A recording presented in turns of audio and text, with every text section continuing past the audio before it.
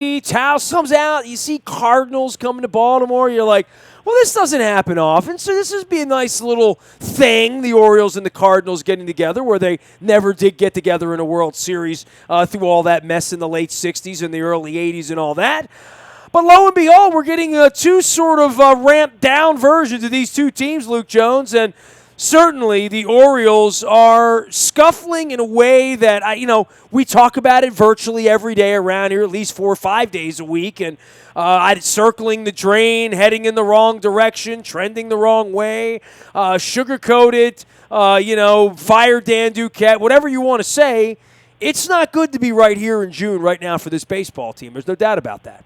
Oh, of course. I mean, when you are on a stretch that the Orioles are on where you've won, 10 of your last 33 games, I think it is.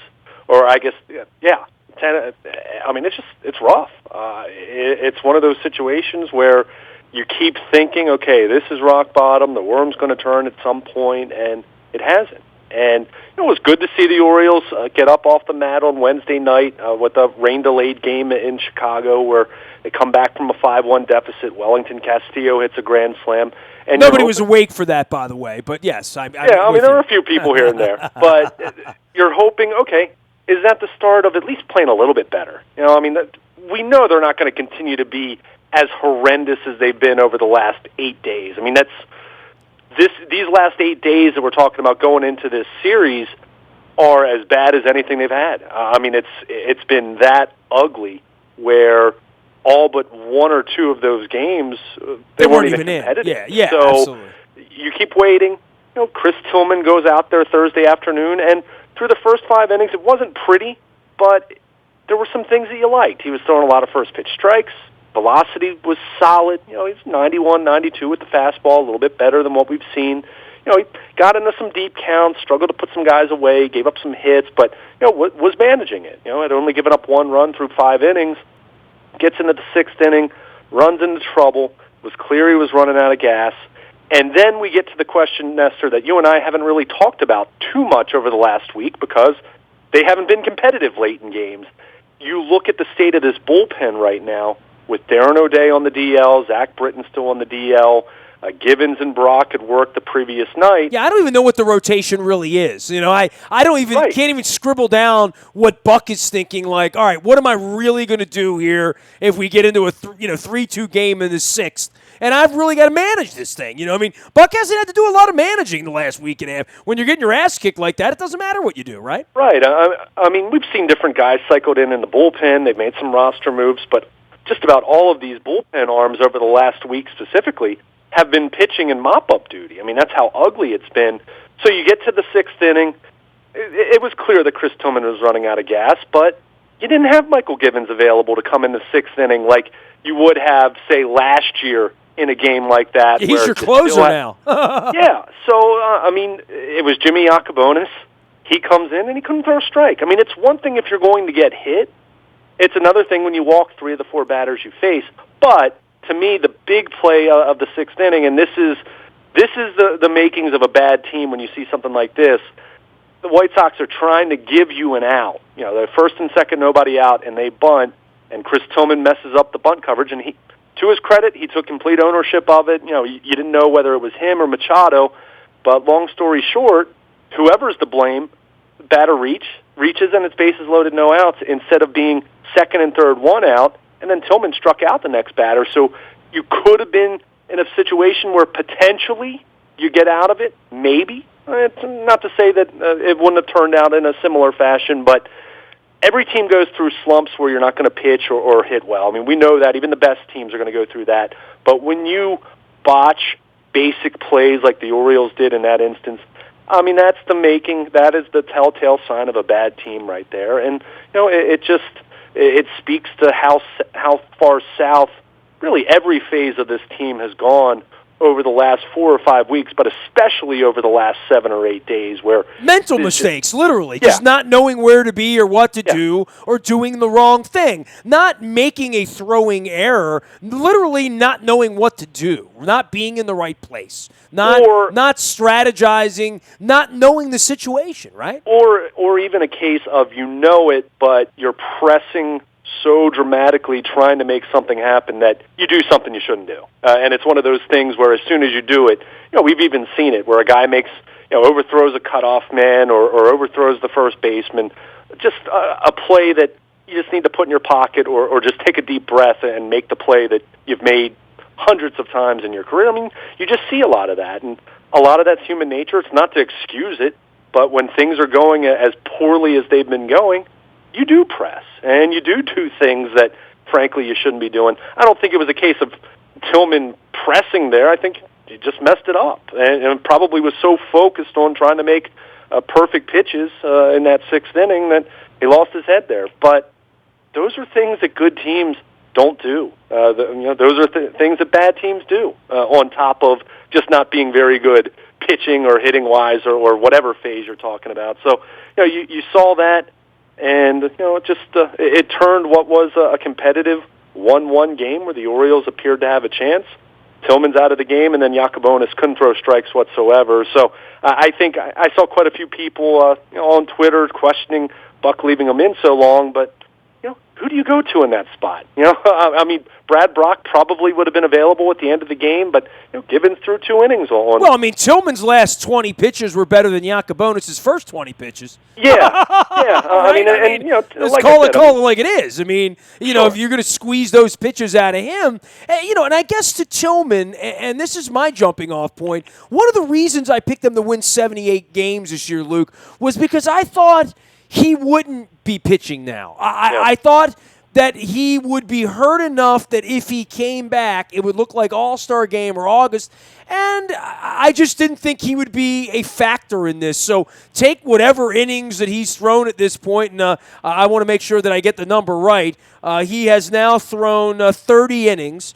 His ERA is over 8. Sure. And I don't know what they would have done with those other 30 innings, what Mike Wright or Tyler Wilson or whatever guy it would have been, whatever other Alec Asher it would have been.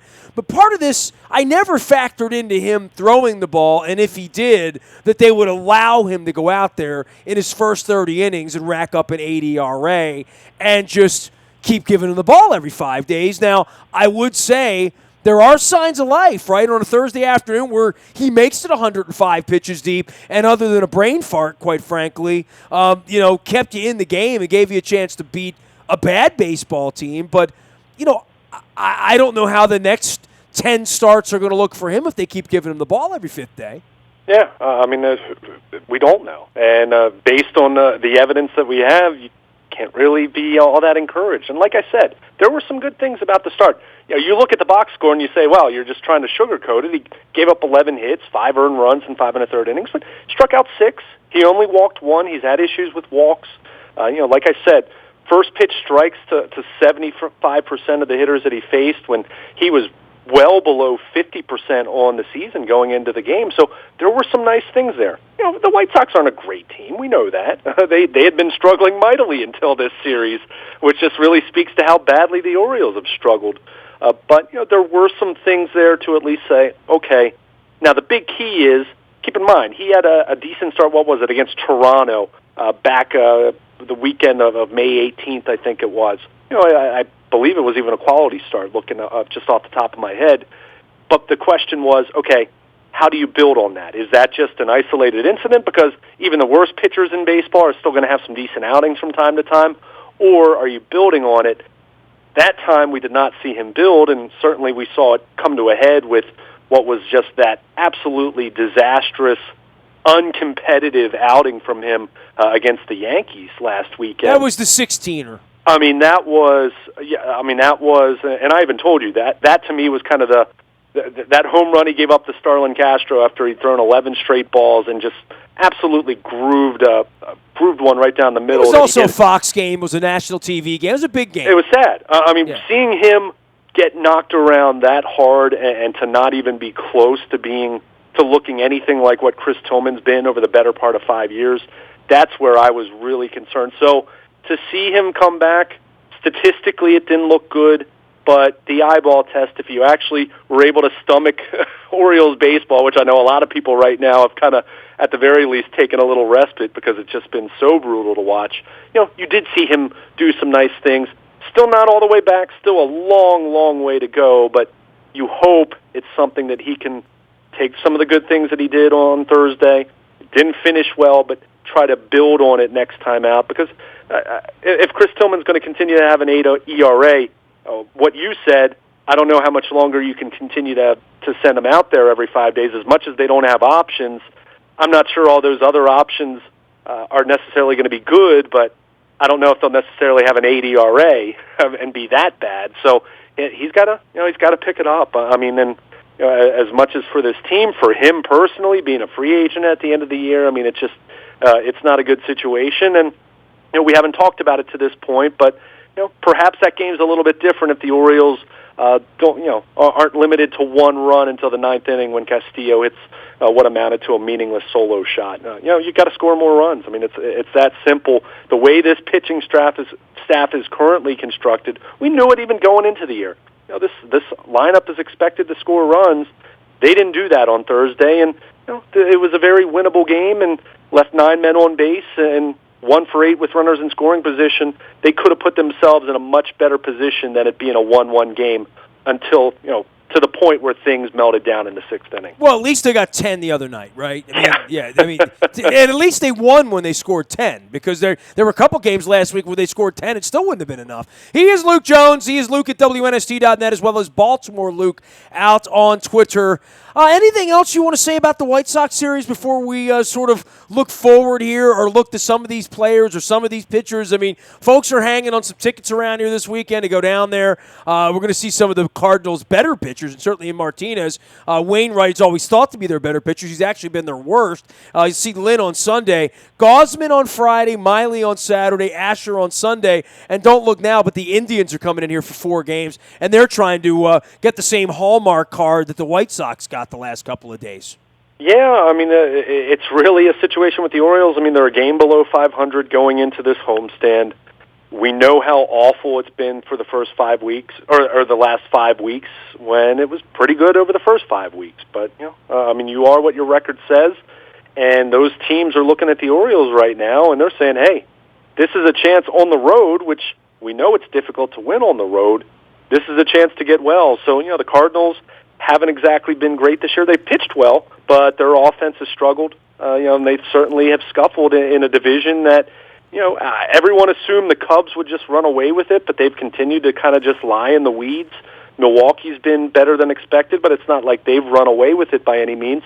And you have the Cardinals, they've kind of been hovering several games below 500. So, as you mentioned, they're going to see some good pitching this weekend. But on the flip side, the Orioles, with Gausman, Miley, and Asher going, facing a lineup that hasn't scored a ton of runs.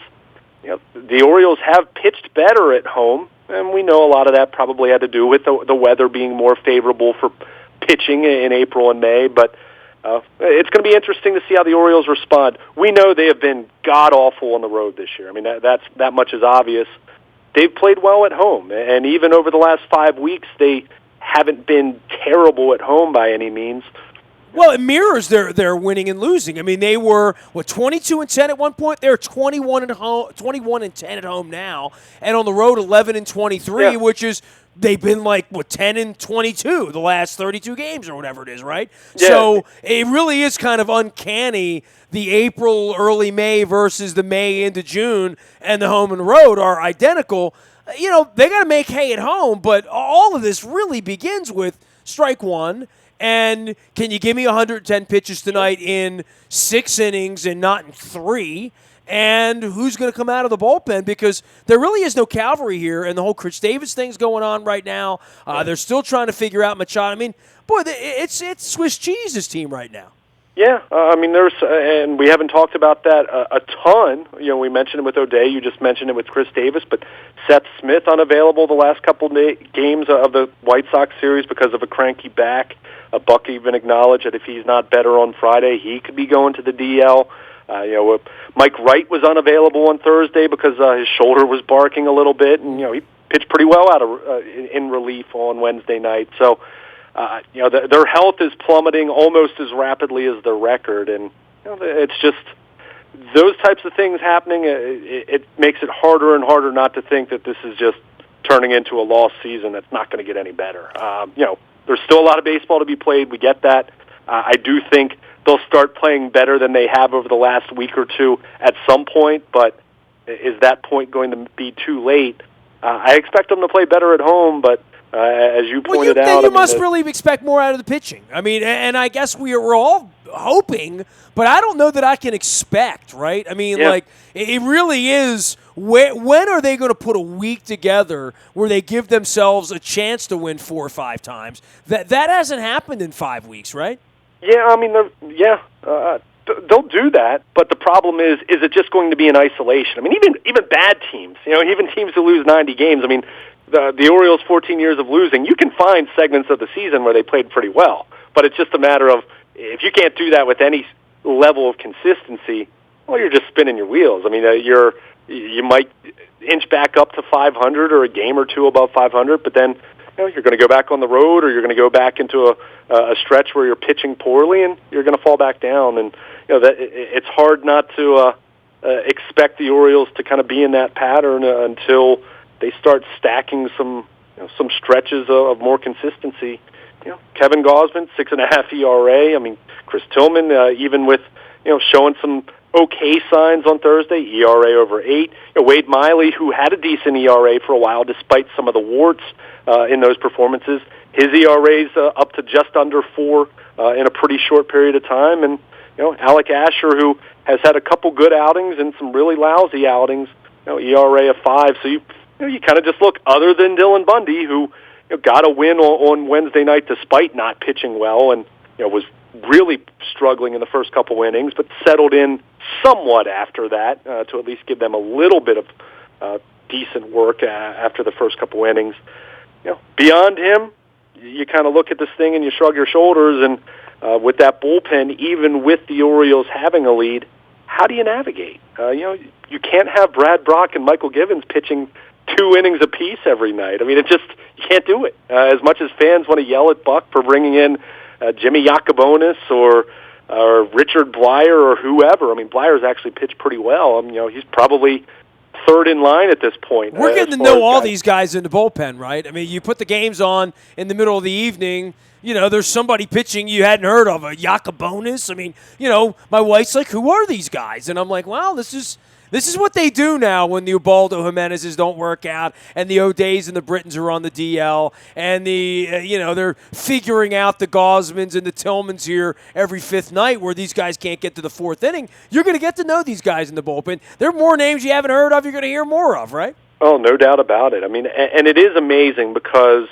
as someone who covers the team, the Orioles make a lot of roster moves. That's nothing different. They've done that for the entire Dan Duquette era. I mean, it's just kind of been how they've operated, and they've operated to their advantage doing that more often than not. But even for someone like me who's covering all the home games and is watching all the games on TV, trying to name who's in their bullpen on a given night, I mean, it's challenging. Sometimes you kind of forget. It's like, okay, is Logan Verrett up right now? You just go through the list, and it's like, oh, and you see, Miguel Castro coming. Well, the worst part is that you're like, oh, that guy pitched last night. They got to send him down to Norfolk for a couple days. Right. I mean, Miguel Castro, who the damage had already been done for the Orioles on Thursday. He pitched pretty well, and he's someone who throws mid to upper 90s. I mean, to me, of all the guys that they've kind of called up that aren't just the mop-up long relief guys, he's the one way more than Yacobonis or Stefan Crichton. He's the one who's actually shown me something where I want to see more of him and less of the other guys because they've had their chances. They haven't gotten the job done. I mean, Yacobonis did a nice job at Norfolk to receive an opportunity because, we know the bullpen is that short, but, that was well below the line on Thursday. And, in contrast, I thought Castro looked pretty good. He is Luke Jones. He will be monitoring all things Orioles from Camden Yards. 3 with the Cardinals, 4 with the defending American League champion Cleveland Indians, who aren't playing well yet, but they do arrive on Monday for 4 games. So a tender point in the schedule for the Orioles as they are now wobbling and doing a standing 8 as a sub-500 team on the backside of losing 3 out of 4 in Chicago, getting their ass kicked in New York and in Washington last week. It was a hideous hideous turn on the road at a time when things were already not trending in the right direction. You can find us at In the Bayou Toyota Audio Vault 24 hours a day from anywhere in the world on your mobile device by downloading the TuneIn Radio app. We do come in crystal clear from anywhere you happen to be. Our morning newspaper ships to your email inbox at 7 a.m. each and every morning, and that is powered up by Planet Fitness and PlanetFitness.com. It's still $10 a month to get in the best shape of your life there, guaranteed. Last but never least, all this breaking news. We talk about these Orioles ups and downs. They all come first on the WNST Tech Service. That's all brought to you by Coons Ford of Security Boulevard. Dennis Colossus will be here this Thursday, next Thursday, every Thursday, driving you home, getting you ready for the weekend with the SSV on WNST. You can find me anytime, anywhere, all weekend long. Maybe even hanging out with Bono in Philly, eating cheesesteaks on Sunday. That'll happen out on Facebook, Twitter, LinkedIn, Snapchat, Instagram, and streaming live on our Facebook as well as our YouTube WNSTV channel. Want to give a shout out to our friends over at Alma Restaurant in Canton. I got a chance to hang out with Melvin Moore and share some Venezuelan food, which is always nice to do if you're down with a delicious arepa. And if you don't know what that is, go to Canton, go to Alma, and get one. They're tasty. Get the chicken, get the beef, get whatever you want. I am Nestor. Nasty at WNST.net finds me anytime, anywhere. We are WNST.net, AM 1570, and WNST Towson, Baltimore, and we never stop talking Baltimore sports.